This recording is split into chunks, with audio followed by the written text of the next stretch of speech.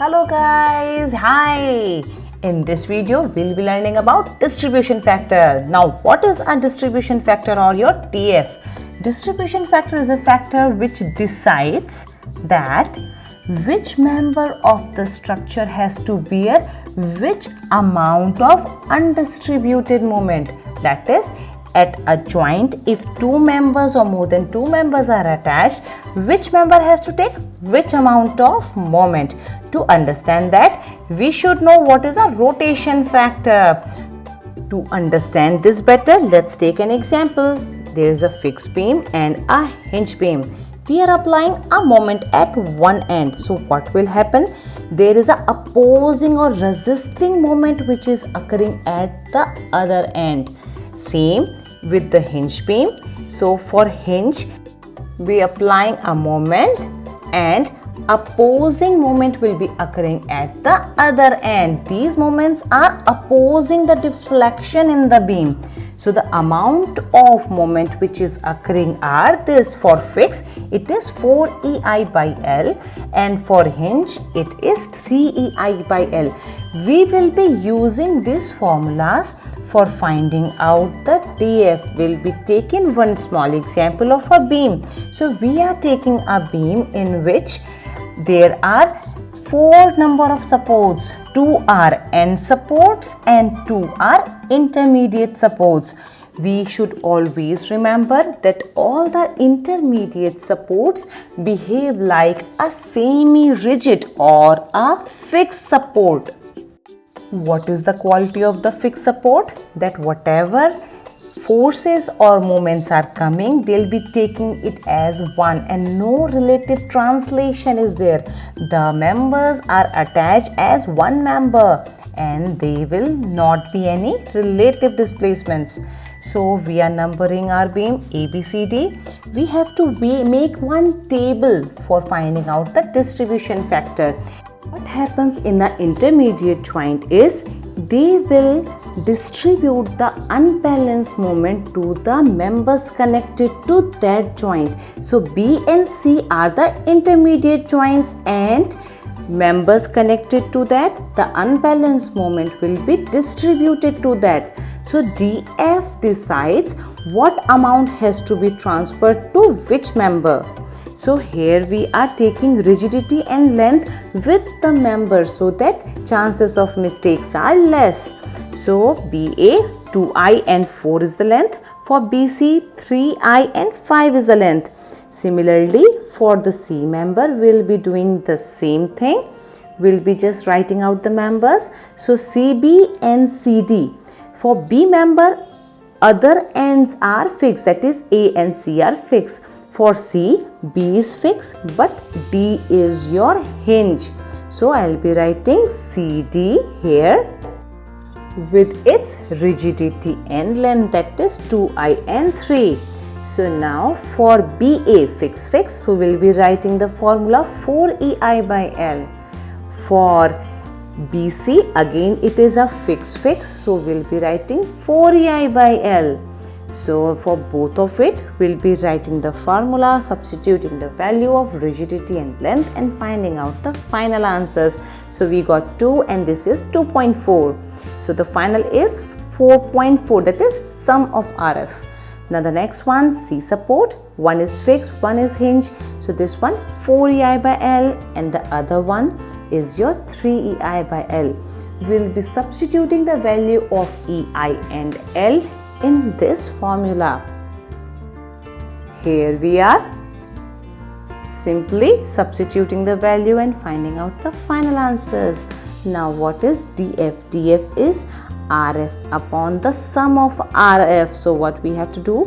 2 divided by 4.4 will give you the final answer for the DF. So here it was 545, but we are making it 546 because the sum has to be equal to 1. At one joint, sum of all the connecting members should give you a result as 1. So what we did in this one?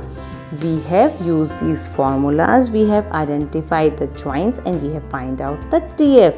Let's take one more example of a frame in which the joint is connected by more than 2 members. So in this one, we'll be taking 4 members and 3 members. So here you can see we have taken at one joint there are 4 members connected, and the other joint 3 members are connected. So I am just writing all the rigidity and length. We'll be numbering this frame as A, B, C, D, E, F, G. So now B and C are your intermediate joints. Intermediate joints are always behave as fixed joints. So B support we have 4 members, and for C we have 3 members. So again we'll be making a table in which joint member RF, sum and DF will be there. So for fixed we'll be using 4EI by L. For hinge the formula we are using is 3EI by L. So these are the rotation factors. So we'll be making the table and we'll be writing the joint. Joint here is your B.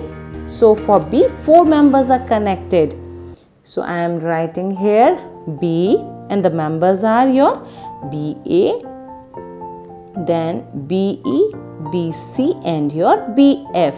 So I am not going to write EI and L, that is rigidity in the length of the beam. Directly I will be substituting the things in the formula.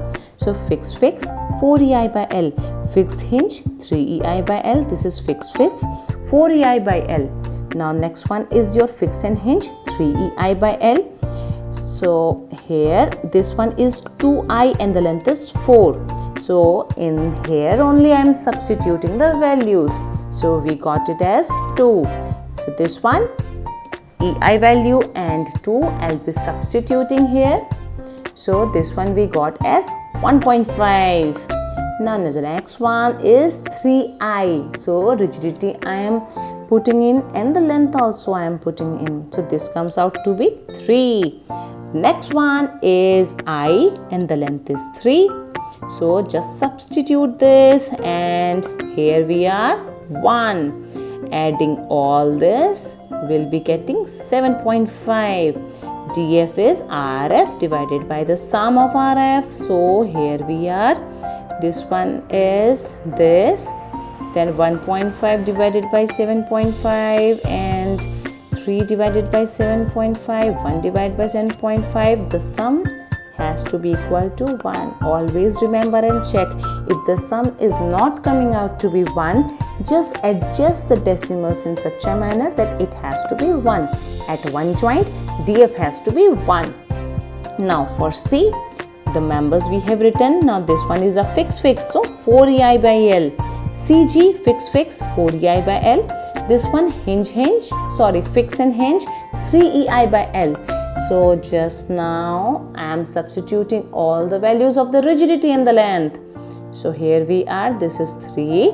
This one is 2I. So I'll be just substituting the value of this. Okay. Here we are. This one I'm just substituting all the values of EI and L. Here we are. So just sum up. So we got this 5.35. Then 3 divided by 5.35. This divided by 5.35. Like this, it has to be 1. Thank you for watching.